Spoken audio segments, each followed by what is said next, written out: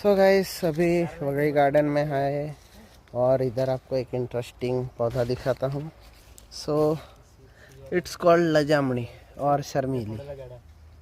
और आपको पता चल ही गया होगा क्यों शर्मीली बोलते हैं। इसको टच करते हैं तो ये अपने लीव्स बंद कर लेती है। ये देखो, बस टच करो और देखो, आधा ही करूँगा तो आधा ही होगा। ये कमेंट में बताना आपको, आपके उधर इसको क्या बोलते हैं। मिलते हैं।